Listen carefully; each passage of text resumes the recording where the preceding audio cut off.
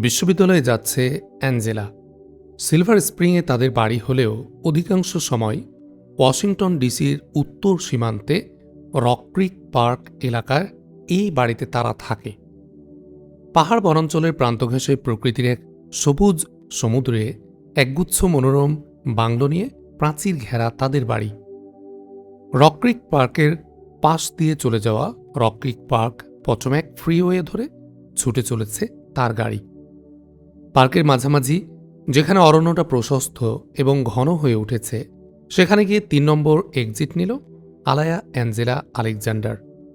Exit রোডটি প্রায় ১০ kilometre এগিয়ে আবার পার্ক পচম্যাক ফ্রিওয়ে গিয়ে মিশেছে। এই এক্সিট রোডটি অ্যাঞ্জেলা খুব পছন্দ।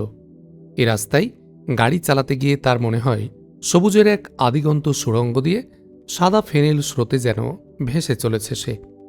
এই ফ্রিওয়ে দিয়ে এলে সে এক্সিট নেয় এজন্যেই। নদীর সমভূমির স্রোতের মতোই ধীর গতিতে গড়িয়ে চলছিল তার গাড়ি। হঠাৎ তার নজরে পড়ল রাস্তার ধারে একজন মানুষ পড়ে আছে। তার মাথার অংশটা দেখা যাচ্ছে, বুক থেকে পেছনের অংশটা জঙ্গলের ভেতরে।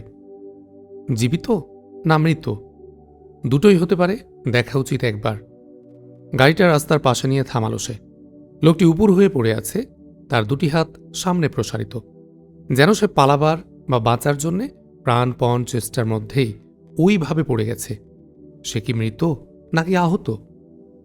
গাড়ি থেকে বেরিয়ে ছুটে গেল সে পড়ে থাকা লোকটির কাছে, হাঁটু কেড়ে বসল তার পাশে। তাড়াতাড়ি হাতে পালস দেখল, না, বেঁচে আছে লোকটি। শরীরের ব্যাক অংশ যতখানি দেখা যাচ্ছে তাতে কোনো আঘাত দেখতে পেল না। সংজ্ঞালোপকারী গ্যাসে আক্রান্ত আহমদ মুসা ওদের ঘাঁটি এলাকা থেকে যতটা সম্ভব দূরে পালাতে চেয়েছিল। তার ভাগ্য ভালো, এই চেষ্টায় সে সফল হয়। যেখানে এসে সে সংজ্ঞাহীন হয়ে পড়ে যায় সেটা রাস্তার ধারের এই জায়গা। আহমদ মুসার দেহটা উল্টে চিৎ করে শোয়াল অ্যাঞ্জেলা। সুন্দর এশীয় চেহারা, শরীরের রং সাদাটে সোনালি, পেশিবহুল একাহারা শরীর। মনে হলো অ্যাঞ্জেলার শরীরের সাইজের তুলনায় ওজনটা যেন একটু বেশি। মেদহীন পেটা শরীর বলেই হয়তো, ভাবল অ্যাঞ্জেলা।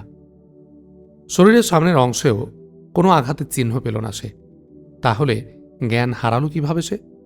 তার পরনের কাপড় চোপড় কোনো ফর্মাল পোশাক নয়, কোনো হোটেল, হসপিটাল বা প্রতিষ্ঠানের সেবক বা স্টাফদের ইউনিফর্ম বলেও তার মনে হল না। অ্যাঞ্জেলা বিস্মিত হল, এই লোক এই জঙ্গলে এলো কি করে? একে অবিলম্বে কোনো ডাক্তার বা ক্লিনিকে নেওয়া দরকার। জ্ঞান ফিরলে সব জানা যাবে। অ্যাঞ্জেলা আহমদ মুসাকে কোনোভাবে টেনে গাড়ির কাছে নিল, তারপর ওইভাবে টেনে গাড়িতে তুলল। তাকে উল্টাতে গিয়েই বুঝেছিল তাকে দুহাতে তুলে নিয়ে চলা তার পক্ষে সম্ভব নয়। আহমদ মুসাকে গাড়িতে তুলে নিয়ে অ্যাঞ্জেলা সিদ্ধান্ত নিল সংজ্ঞাহীন লোকটিকে শ্যালন হার্স এর কাছে নেবে সে। শ্যালন হার্স তার প্রেমিক, ডাক্তার। পাশ করার পর সে জর্জ ওয়াশিংটন হাসপাতালে যোগ দিয়েছে। তার বাড়ি কাছেই, পটম্যাক নদীর তীরে, যেখানে রক ক্রিক শেষ হয়েছে। সেটার পাশে দিয়ে একটা হাইওয়ে চলে গেছে রাজধানীর কেন্দ্রে। সেই হাইওয়ে ধরে অল্প এগোলেই শ্যালন হার্সদের বাড়ি। চিন্তা করে অ্যাঞ্জেলা শ্যালন হার্সকে টেলিফোন করল। শ্যালন হার্স বলল, আমি তো এখন তোমাদের বাসায় যাচ্ছি। আমি এখন রক ক্রিক পার্কের ৩ নম্বর এক্সিটের সামনে। বিস্মিত হয়ে অ্যাঞ্জেলা বলল, সেরকম কি কথা ছিল? অবশ্যই কথা ছিল, আজ তোমার বিশ্ববিদ্যালয়ে যাব, বলল শ্যালন হার্স। ও গড, ঠিকই তো, ভুলে গেলাম কি করে? অ্যাঞ্জেলা আলেকজান্ডার বলল। এমন ভুল তো স্বাভাবিক নয় অ্যাঞ্জেলা, বিশেষ করে তোমার মতো অতি সতর্ক একজনের জন্যে, বলল শ্যালন হার্স। ঠিক বলেছ, হতে পারে এর পিছনে দুটি কারণ আছে। এক, বাবার কিছু কথা আমার চিন্তায় একটা ওলটপালট অবস্থা সৃষ্টি করেছে। ২, ভবিতব্য আমাকে ভুলিয়ে দিয়েছে এবং আমাকে এখানে নিয়ে এসেছে। অ্যাঞ্জেলা বলল, তুমি কোথায়? বলল শ্যালন হার্স। আমি রক ক্রিক পার্কের ৩ নম্বর এক্সিটের প্রায় মাঝখানে। তুমি এক্সিটের মুখ বরাবর স্থানে অপেক্ষা করো, আমি আসছি। খুব জরুরি বিষয় আছে। ওকে, বাই, অ্যাঞ্জেলা বলল। ওকে, আমি তোমার জন্য অপেক্ষা করছি, বলল শ্যালন হার্স। অ্যাঞ্জেলার গাড়ি আগেই স্টার্ট নিয়েছিল, হাতের মোবাইলটা ড্যাশবোর্ডে রেখে অ্যাঞ্জেলা পেছনে সিটে শুয়ে রাখা আহমাদ মুসার দিকে একবার তাকালো। তারপর সামনে ফিরে গাড়ির স্পিড বাড়িয়ে দিল।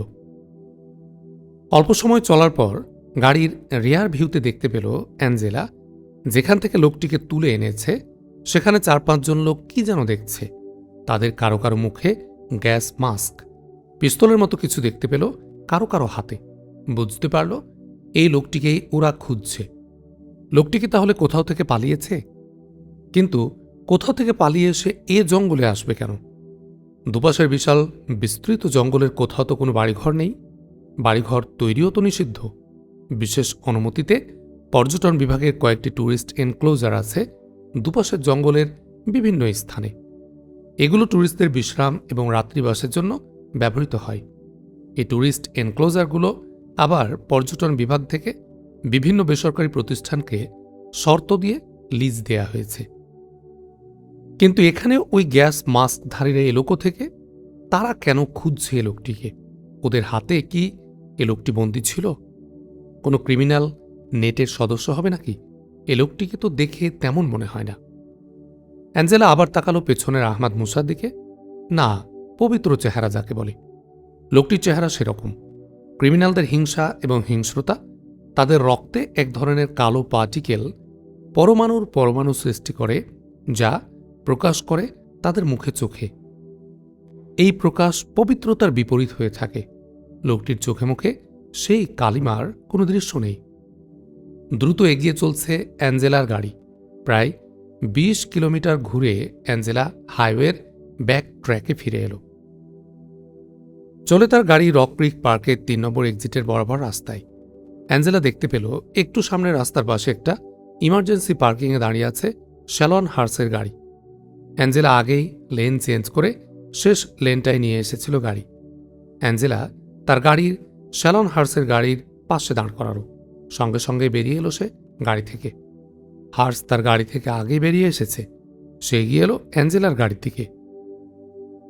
অ্যাঞ্জেলাও গাড়ি থেকে বেরিয়ে অপেক্ষা করছে হার্সের। হার্স এগিয়ে এলো তার কাছে। দুজন দুজনকে জড়িয়ে ধরল। হার্স, তুমি ডাক্তার? তোমার কাছেই যাচ্ছিলাম। আমার গাড়ির ভেতর দেখো একজন সংজ্ঞাহীন মানুষ, বলল অ্যাঞ্জেলা। সংজ্ঞাহীন মানুষ বলে হার্স এগোলো অ্যাঞ্জেলার গাড়ির দিকে, সাথে অ্যাঞ্জেলাও। হার্স গাড়ির দরজা খুলে ভেতরে ঢুকল। আহমাদ মুসার পায়ের আঙ্গুল, হাতের আঙ্গুল, পালস এবং চোখ পরীক্ষা করল। অ্যাঞ্জেলা গাড়ির ভেতরে ঢুকে গেছে। ভয় নেই অ্যাঞ্জি, গ্যাসের প্রভাবে সে জ্ঞান হারিয়েছে। কয়েক ঘন্টার মধ্যে এমনিতেই জ্ঞান ফিরে আসবে। গ্যাসের প্রভাবে বলে অ্যাঞ্জেলার মনে পড়ল কিছুক্ষণ আগে জঙ্গলে দেখে আসা গ্যাস মাস্ক পরা লোকদের কথা।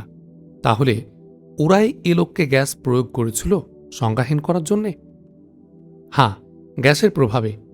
এখন কি করবে লোকটিকে? হাসপাতালে নেবে? হার্স বলল। হাসপাতালে নেবার কেস এটা নয় হার্স, তুমি তা বললে। বাড়িতে নিয়ে যেতে চাই। জ্ঞান ফিরলে লোকটার কাছ থেকে আমার কিছু জানারও কৌতূহল আছে, বলল অ্যাঞ্জেলা। কৌতূহলটা কি? হার্স বলল। আমি সব জানি না, তবে মনে হচ্ছে লম্বা কোনো কাহিনী এর পেছনে আছে। লোকটিকে ছেড়ে দিলে সেটা জানা যাবে না। দেশের নাগরিক হিসেবে গুরুত্বপূর্ণ সব কিছু জানা দরকার। এখন আপাতত এতটুকুই, বলল অ্যাঞ্জেলা।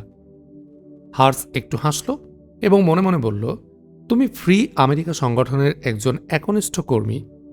তুমি তো এটা বলবে এমন কথা। ফ্রি আমেরিকা মার্কিন যুক্তরাষ্ট্রের founder fathers George Washington, Jefferson, Lincoln প্রমুখের আদর্শের পতাকাবাহী দেশপ্রেমিক তরুণ তরুণীদের একটা সংগঠন। এরা রাজনীতি করে না, কিন্তু রাজনীতি ও সমাজকে তারা ফাউন্ডার ফাদার্সদের উপর রাখার জন্যে নিরলস কর্মী হিসাবে কাজ করতে চায়। তুমি হাসলে কেন শ্যালন? বলল অ্যাঞ্জেলা আলেকজান্ডার। হাসা নয়, তোমার প্রশংসা করলাম। ফ্রি আমেরিকা সংগঠন কাজ স্থগিত করেছে, কিন্তু তুমি কাজ স্থগিত করনি। শ্যালন হার্স বলল, ফ্রি আমেরিকা সংগঠন হিসেবে তার কাজ স্থগিত করেছে, কিন্তু ফ্রি আমেরিকার লাখো দেশপ্রেমিক সদস্য তাদের কাজ বন্ধ করেনি। দেশের জন্য এই কাজ বন্ধ হবারও নয়, নাগরিকদের জন্য এটা তো সবচেয়ে বড় দায়িত্ব, বলল অ্যাঞ্জেলা। ধন্যবাদ, ঠিক বলেছ, আমিও তাই মনে করি। চলো এবার। গাড়িতে উঠো, আমি তোমাকে ফলো করব। হার্স বলল, ধন্যবাদ, চলো। বলে গাড়িতে উঠে স্টার্ট দিল গাড়ি। অ্যাঞ্জেলা বাড়িতে পৌঁছল। অ্যাঞ্জেলা অ্যাটেন্ডেন্টকে বলল স্ট্রেচার নিয়ে এসে লোকটাকে বাড়ির নার্সিং সেন্টার নিয়ে যেতে। বাড়ির নার্সিং কর্নারে সার্বক্ষণিক নার্স আছে। সাদা দুগ্ধ ফেনায়িত শয্যা, বকের পালকের মতো সুন্দর কার্পেটের মেঝে। কক্ষগুলো সবকিছু অপরূপ সাদায় মোড়া। আহমাদ মুসাকে নিয়ে রাখল একটা বেডে। শ্যালন, তুমি দেখো কি করতে পারো। নার্স আছে, কিছু দরকার হলে ওদের বলো, আমি একটু আসছি ভেতর থেকে, বলে অ্যাঞ্জেলা ভেতর বাড়িতে চলে গেল। নার্সিং স্টোর ভেতর বাড়িরই একটা অংশে। বাড়ির অসুস্থদের প্রাথমিক সেবা এখানেই হয়। অ্যাঞ্জেলা বেরিয়ে ভেতর বাড়িতে তার বাবাকে পেল। তার বাবা বলল, তুমি ওদিক থেকে কেন? তুমি না বাইরে গিয়েছিলে? বাবা, রকক্রিকের জঙ্গলের ধারে একজন সংজ্ঞাহীন লোককে পেয়েছি, তাকে আমাদের নার্সিং কর্নারে নিয়ে এসেছি। শ্যালনও এসেছে, সে দেখছে লোকটাকে, বলল অ্যাঞ্জেলা। রকক্রিক পার্কের জঙ্গলে? লোকটি কেমন? আমেরিকান? সিমন আলেকজান্ডার বলল, তার কথার মধ্যে একটা অস্বাভাবিক ঔৎসুকটা অনাকাঙ্ক্ষিত কিছু খুঁজে পাবার আগ্রহের মতো। অ্যাঞ্জেলারও তা দৃষ্টি এড়াল না। সে পিতার দিকে একবার চেয়ে বলল, হ্যাঁ বাবা, তাকে পেয়েছি রকক্রিক পার্কের জঙ্গলের পাশে ৩ নম্বর এক্সিট রোডের ধারে। লোকটিকে আমেরিকান নয়, এশিয়ান বলে মনে হয়েছে আমার কাছে। এশিয়ান? আনন্দের বিস্ফোরণের মতো বেরোল শব্দটা সিমন আলেকজান্ডারের মুখ থেকে। এবার অ্যাঞ্জেলার চোখে মুখে বিস্ময় নেমে এলো। ভেবে পেল না রকক্রিক পার্ক এর জঙ্গলে একটি এশিয়ান লোক। এই ঘটনার সাথে তার বাবার আবার কি সম্পর্ক? তার কথা শেষ করে অ্যাঞ্জেলার বাবা সিমন আলেকজান্ডার বলল, মায়ানজি, দেখি তোমার লোকটাকে। যেই হোক, আমাদের গেস্ট তো। কথা শেষ হবার আগে হাঁটা দিয়েছে সিমন আলেকজান্ডার। অ্যাঞ্জেলা কিছুক্ষণ ঠায় দাঁড়িয়ে থাকল। তার মনে হলো বাবা লোকটিকে চিনতে পারে কিনা দেখা দরকার। অ্যাঞ্জেলাও বাবার পিছনে পা বাড়াল। বাবার স্টাফ প্রধান মিস বারবারা অ্যাঞ্জেলার সামনে এসে দাঁড়াল। বলল, ম্যাডাম, বিশ্ববিদ্যালয় থেকে আপনার একটা টেলিফোন এসেছিল, একটা জরুরি মেসেজ দিয়েছি। হ্যাঁ, হতে পারে মিস বারবারা, গাড়িতে আমি মোবাইল বন্ধ করে রেখেছিলাম। দিন মেসেজটা প্লিজ।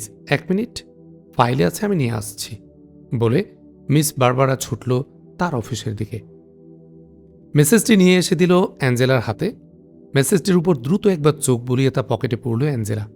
দ্রুত এগোলো নার্সিং কর্নারের সেই রুমটির দিকে। রুমটির কাছাকাছি গিয়ে থমকে দাঁড়ালো অ্যাঞ্জেলা। শুনতে পেল তার বাবা ফোনে কথা বলছে কারো সাথে। কথাগুলো যেন তার নিয়ে আসা অসুস্থ লোকটি সম্পর্কে। বলছিল তার বাবা, না, কোনো সন্দেহ নেই, এ লোকটি আমাদের বন্দী, সে লোকটি। তাকে পাওয়া গেছে রকক্রিক পার্কের জঙ্গলে। তার বাবার কথায় একটা ছেদ পড়ল। সম্ভবত ওপারের কথা শুনছেন তিনি।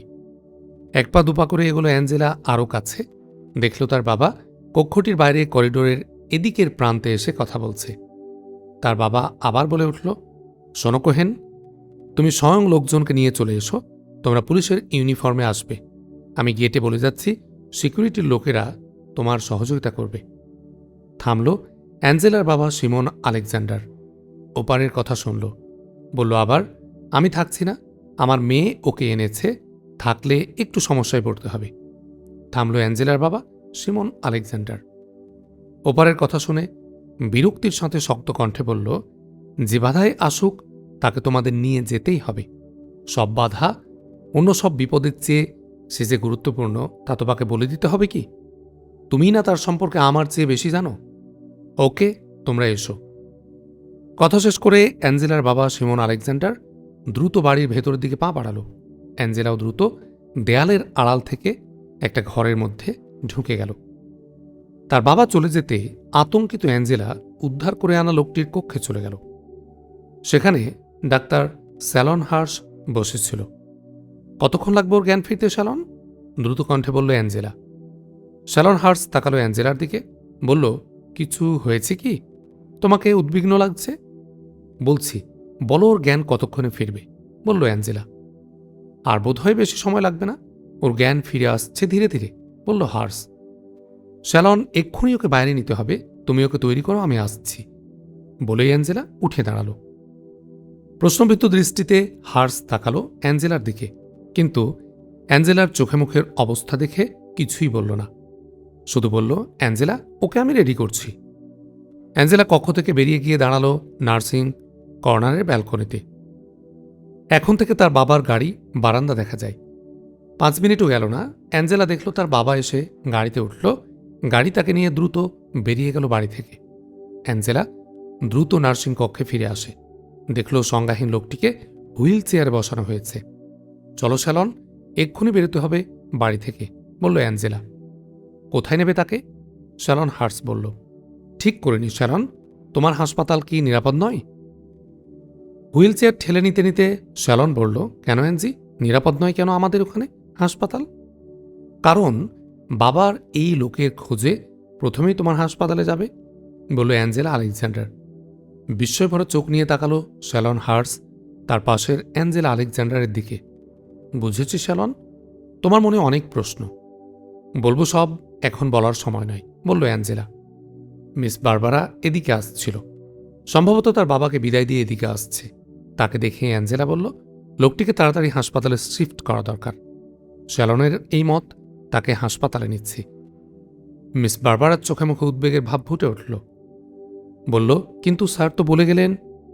বলে থেমে গেল মিস বারবারা। কি বলে গেছেন বাবা? জিজ্ঞাসা অ্যাঞ্জেলার। পুলিশ আসছেন, এ লোককে তাদের হাতে তুলে দিতে বলেছেন, বলল বারবারা। ঠিক আছে, পুলিশ এলে বলো লোকটির অবস্থা ভালো ছিল না, তাকে হাসপাতালে নেওয়া হয়েছে। পুলিশ হাসপাতালে গিয়ে যেন তার খোঁজ করে, বলল অ্যাঞ্জেলা আলেকজান্ডার। কোন হাসপাতাল ম্যাডাম? মিস বারবারা জিজ্ঞাসা করল। যত কাছের হাসপাতাল ততই ভালো। যেখানেই এ পয়জন গ্যাসের অ্যান্টিডোট পাওয়া যায় সেখানেই ভর্তি করা হবে, বলল অ্যাঞ্জেলা আলেকজান্ডার। অ্যাঞ্জেলা চলে গেল গাড়ি বারান্দায়। একটু পিছিয়ে থেকে মিস বারবারা তাদের অনুসরণ করছিল। টেলিফোন করছিল অ্যাঞ্জেলার বাবা সিমন আলেকজান্ডারকে। কলটা তার বারবার ফেরত আসছিল। একসময় তাকে পেয়ে গেল সে, জানালো তাকে সব ঘটনা। তখন গাড়ি স্টার্ট নিচ্ছিল অ্যাঞ্জেলাদের। অ্যাঞ্জেলার গাড়ি বেরিয়ে এলো গেট দিয়ে। গেট থেকে রক ক্রিক পটোমেক রোডটা বেশ কয়েক গজ দূরে। সে পর্যন্ত রোডটা প্রাইভেট, অ্যাঞ্জেলাদের তৈরি, লাল পাথরের সুন্দর রাস্তা। এই রাস্তা গিয়ে মিশেছে রক ক্রিক পটোমেক ফ্রি ওয়ের সাথে। যেখানে গিয়ে মিশেছে সেখানে বহুমুখী ফ্লাইওভার। ফ্রিওয়ের বাম পাশের সড়ক ওয়াশিংটন থেকে আউটগোয়িং এবং ডান দিকের সড়ক ওয়াশিংটন থেকে ইনকামিং। এখানে সব দিকে এক্সিট নেয়ার ব্যবস্থা আছে। এক্সিট নেয়া এবং ব্যাকট্র্যাকে ফেরার সব গাড়িগুলোকে ফ্লাইওভার ব্যবহার করতে হয়। অ্যাঞ্জেলাদের গাড়ি ফ্লাইওভারে উঠতে যাচ্ছিল। ড্রাইভ করছিল অ্যাঞ্জেলা। দেখল 3টি গাড়ি ছুটে আসছে তাদের গেটের দিকে। সামনেরটা জিপ, পেছনে 2টি মাইক্রো। ভেতরে পুলিশের ইউনিফর্ম পরা মানুষ। অ্যাঞ্জেলা নিশ্চিত বুঝল ওরাই তারা। সংজ্ঞাহীন লোকটিকে নিতে এসেছে। অ্যাঞ্জেলা তার গাড়ির গতি বাড়িয়ে দিল। গাড়ি 3টি থমকে দাঁড়িয়েছিল।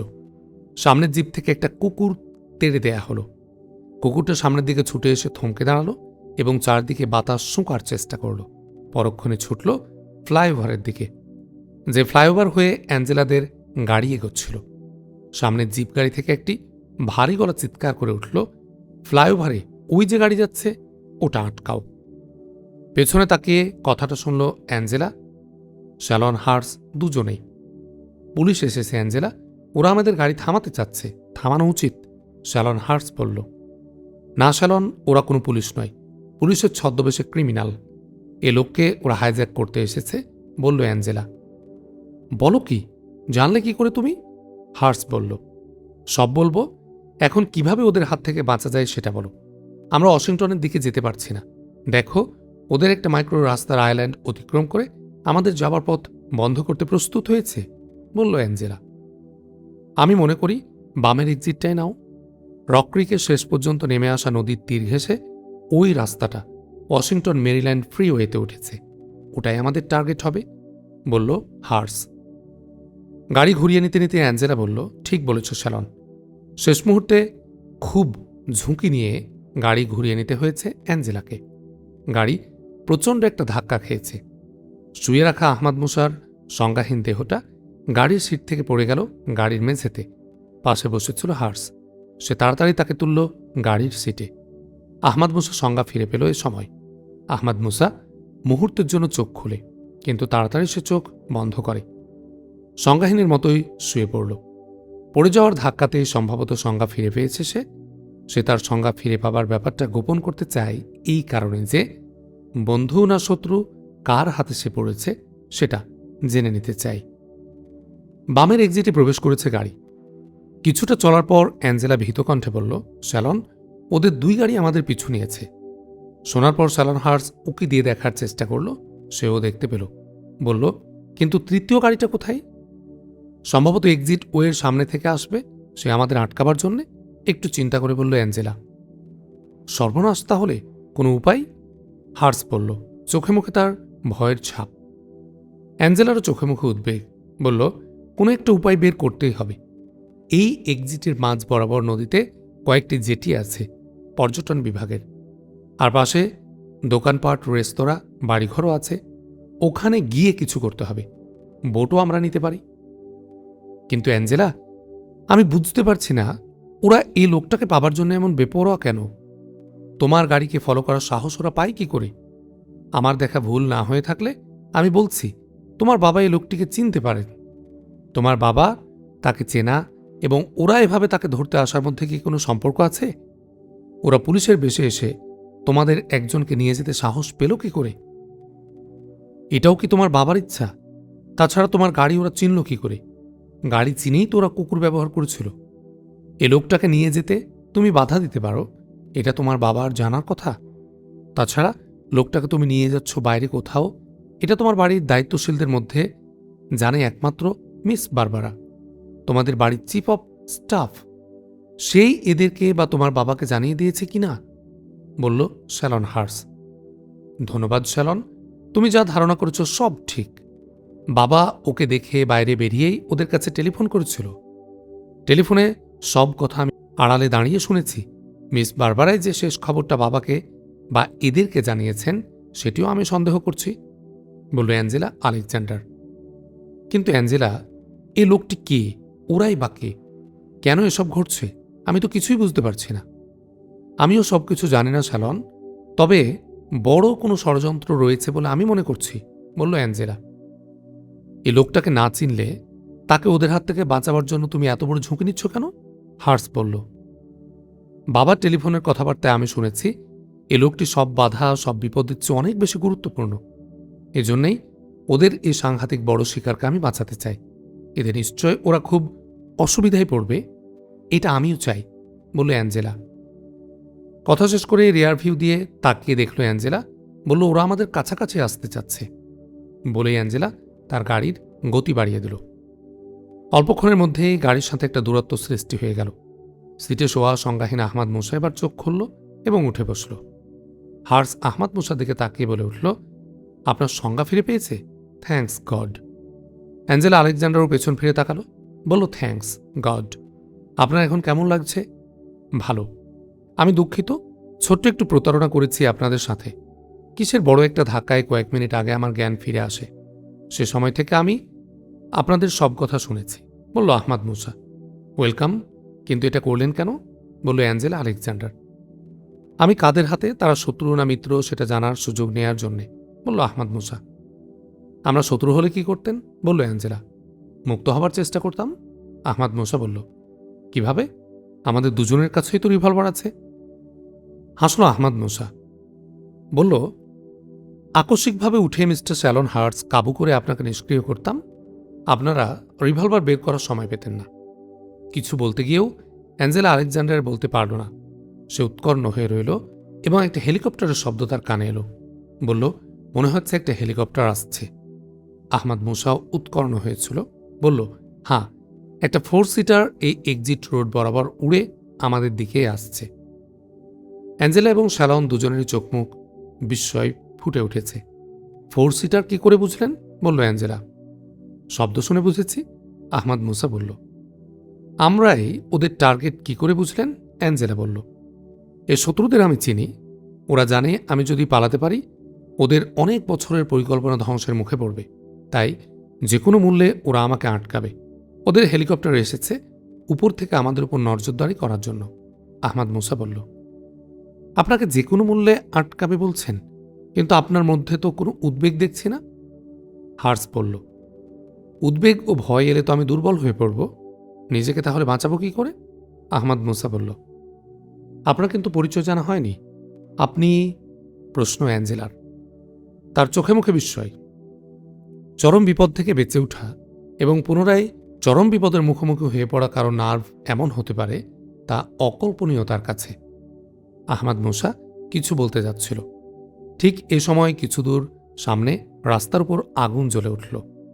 মাথার উপর হেলিকপ্টার সামনে চলে এসেছে। রাস্তার উপরে হেলিকপ্টার থেকে আগুন বোমা ছুঁড়ে সামনে এগোবার রাস্তা বন্ধ করে দিল। আহমাদ মুসা বলল, সর্বনাশ, এখন তাহলে উপায়? বলল অ্যাঞ্জেলা। আমি একটা অনুরোধ করব মিস অ্যাঞ্জেলা। আহমাদ মুসা বলল, বলুন। প্লিজ আমাকে ড্রাইভিংটা দিন। বিপদ আমাদের সকলের, কিন্তু তারা ধরতে চায় শুধুই আমাকে। সুতরাং বাঁচার একটা পথ আমাকেই করতে হবে। ভয় নেই, আমি ভালো ড্রাইভ করি। আপনাদের অন্তত কোনো বিপদ হতে দেব না, বলল আহমাদ মুসা। অ্যাঞ্জেলা মুখ ঘুরিয়ে তাকালো আহমাদ মুসার দিকে। আহমাদ মুসা সে মুখে দেখল তার স্বচ্ছতা এবং দৃঢ়তা আর অপূর্ব এক প্রতিচ্ছবি। অ্যাঞ্জেলার মন বলল, তার পরিচয় যাই হোক না কেন, তার উপর সবকিছুর জন্য নির্ভর করা যায়। বেশ, আসুন, বলে গাড়ি অটো ড্রাইভে দিয়ে পাশের আসনে সরে গেল অ্যাঞ্জেলা। আহমাদ মুসা গিয়ে ড্রাইভিং সিটে বসল। এ সময় পেছন থেকে আরেকটা হেলিকপ্টারের শব্দ পাওয়া গেল। মিস্টার হার্স, মিস অ্যাঞ্জেলা, আগে যাওয়ার পথ বন্ধ। পেছন এবং সামনের আকাশে হেলিকপ্টার আর রাস্তার দুটি গাড়ি আমাদের দিকে ধেয়ে আসছে, বলল আহমাদ মুসা। আমরা তো তাহলে ধরা পড়ে যাচ্ছি, অ্যাঞ্জেলা বলল। আত্মচিৎকারের মতো শোনালো তার কণ্ঠ। মিস অ্যাঞ্জেলা, মিস্টার শ্যালন, আমি গাড়ি স্লো করছি, আপনারা নেমে পড়ুন, দ্রুত কণ্ঠে বলল আহমাদ মুসা। আর আপনি? বলল অ্যাঞ্জেলা উদ্বেগ ভরা কণ্ঠে। সামনে নদীটার একটা খাড়ি 25-30 গজ ভেতরে ঢুকে গেছে। রাস্তা এখানে ইউ শেপড। এ রাস্তাটা নদীর পাড় ঘেঁষে ডান দিকে বাঁক নিয়েছে। আপনার এই গাড়ি অ্যাক্সিডেন্ট করে নদীতে গিয়ে পড়বে। আপনারা ওদের বলবেন আমাদের নামিয়ে দিয়ে বেপরোয়া গাড়ি চালিয়ে সামনে এগোতে গিয়ে অ্যাক্সিডেন্ট করে আমি নদীতে পড়ে গেছি। আহমাদ মুসা বলল, না না, এটা হবে না, আমরা নামব না। আপনি ধরা দিন, আমি আপনাকে বাঁচিয়ে নেব। আপনি এভাবে মৃত্যুর মুখে ঝাঁপ দিতে পারেন না, চিৎকার করে বলল অ্যাঞ্জেলা। প্লিজ শুনুন, আপনার দামি গাড়ির কিছু ক্ষতি হতে পারে, তবে এই উভচর গাড়ি পানি থেকে তুলে আবার চালাতে পারবেন। আর আমি মরব না, বাঁচার চিন্তা করে এই প্ল্যান আমি করেছি। আহমাদ মুসা বলল, কিভাবে বাঁচবেন? এটা তো বাস্তব নয়। আপনি? অ্যাঞ্জেলাকে বাধা দিয়ে আহমাদ মুসা বলল, প্লিজ মিস অ্যাঞ্জেলা, সময় হাতে নেই। আমি আবার ওদের হাতে পড়তে চাই না। মার্কিন যুক্তরাষ্ট্রের গুরুতর সিকিউরিটি সংক্রান্ত একটা তথ্য আমি পেয়েছি। আমার অতি সত্বর মার্কিন কর্তৃপক্ষের সাথে যোগাযোগ হওয়া প্রয়োজন। অনেকটাই সিদ্ধান্ত জানিয়ে সেই সুর ধ্বনিত হল আহমাদ মুসার কণ্ঠে। অ্যাঞ্জেলা তাকালো আহমাদ মুসার দিকে, দেখল তার গম্ভীর এবং শক্ত মুখ আর চোখে পবিত্রতা, বিশ্বাসের সম্মোহনকারী আলো। তার আবারও মনে হল লোকটির কথার প্রতিটি বর্ণ সত্য। বিশেষ করে মার্কিন যুক্তরাষ্ট্রের সিকিউরিটির কথা শুনে একেবারেই থমকে গেছে সে। সম্মোহিত নরম কণ্ঠে বলল, স্যার, ঠিক আছে, আমরা নেমে যাচ্ছি।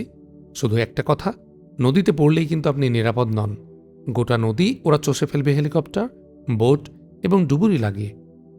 চিন্তা করবেন না, যত বিপদ, বিপদমুক্তির পথও ততটাই। আর সব ঘটনার একজন অদৃশ্য নিয়ন্ত্রক আছেন, তিনি আল্লাহ। আহমাদ মুসা বলল। হঠাৎ গাড়ি স্লো হয়ে গেল। অ্যাঞ্জেলা এবং হার্স একসাথে চলন্ত গাড়ি থেকে নেমে পড়ল, আর নামতেই গাড়ি তীরের মতো সামনে এগিয়ে চলল। এসো শ্যালন, আমার বুক কাঁপছে।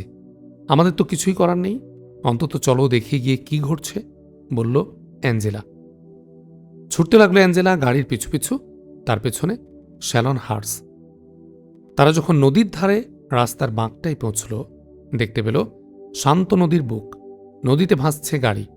খাড়ির ওপাশ থেকেও দুজন লোক তাকিয়ে আছে নদীর দিকে। ওরা নিশ্চয় দেখেছে গাড়িটিকে নদীতে পড়তে। মাথার উপরে দুটি হেলিকপ্টার এসে স্থির হয়েছে এই গাড়িটার উপর।